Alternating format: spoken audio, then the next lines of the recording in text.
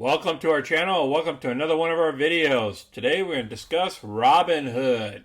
Alright, we're going to discuss, is Robinhood a stock a good buy or not? I'm going to show you the positives and the negatives. All these analyst reports, the CNBC folks, what they're saying. I'm going to show you our trades and our option trades as well. So let's get busy. Here's our current position. We own 500 shares of Robinhood. We bought at multiple prices, pretty high at first for the first couple of hundred or so. And then we bought at a lower price. And now what we're trying to do is trying to get even a lower price down here at the 19 if I can. Instead of getting it at the 20, I want it at the 19 for 500 shares. So what I did was I sold a put option spread. So where I sold to open a 19 and I also buy to open a 15 simultaneously. So then they allowed me to do the trade. I'm going after 5 options. I collected a premium of $438, but I also had to pay that $44 that I'm going to lose just so I could do a spread. So I don't have to have a lot of cash on the side for this trade. And if everything goes well, we'll just keep that $394 at the end of 23 December. And then we'll do it again until we're put the stock. That's my objective, is get put the stock at a price that I want to get into it. Here's Robinhood as it traded on Friday. It went up 5.29%. Incredible. When the Russell only went up 1%. The NASDAQ was pretty much flat. The other two indices were down 1% or 1.5% respectively. I think what we did was we caught a floor. And we'll get into the graph here in a minute. There was a total of 20 million shares traded. The average volume is normally 10 million. Market cap is about 16 billion. Now, book value, we're looking at a little bit over 7 billion. So about half that market cap is book value. The analyst down here, the low side is 17 and the high side is 84. Average is 42. First thing we're going to cover here is Cramer's lightning round. They want you to invest in Morgan Stanley over Robinhood markets.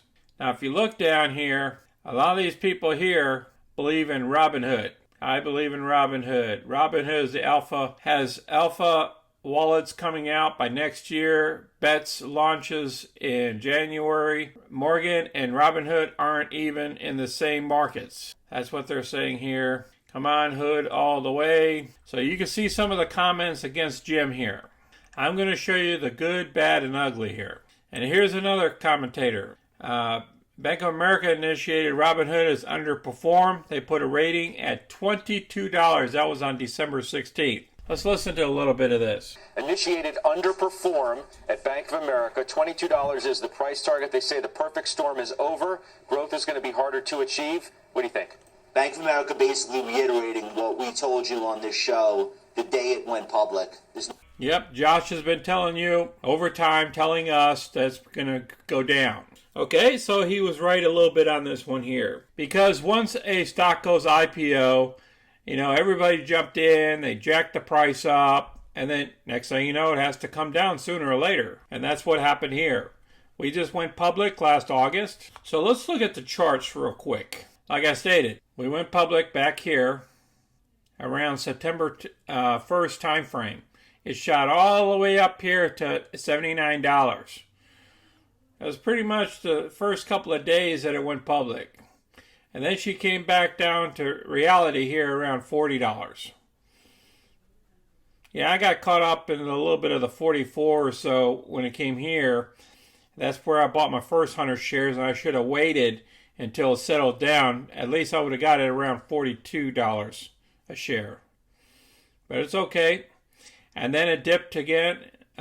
Once a couple months was up, where some of the insiders could sell some of their shares, they sold some of their shares.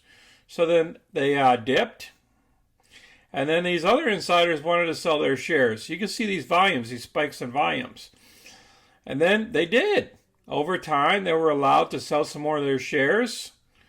Remember, these are the people that allowed them to go spec route.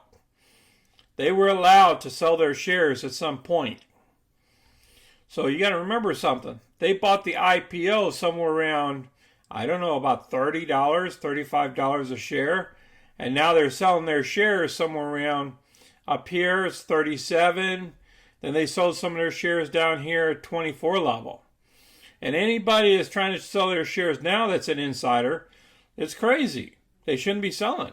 And guess what happens? When you have overselling happens, sooner or later, you know, the buyers start coming in. And that's where you see all the green marks here.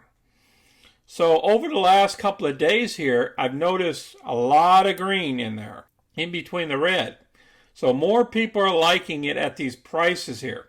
So I believe we're going to go in a sideways to a higher direction. So I'm in the buyer camp right now. And that's why I'm selling put options at the 19 so I can get it at the 19. Let's look at the options. We got lots of news up ahead, guys. Just stick with me here. Now, what I'm looking at is the January 21st options. We have some huge volume here at the 25 level, another at the 23 level, another at the $20 level. So between $20, 23 and 25 levels, that's huge. You're talking about they're controlling 2 million shares here. They're controlling 1 million shares here. You know, they're controlling about 600,000 shares there. That's a huge amount of shares that they're controlling. You know, some even going out here to the 35 level and then the 40 level. If you look down here at the put side of the house, the only thing you got huge is at the 15 or the 20, or some even further in the deeper the money of 23, the 25s.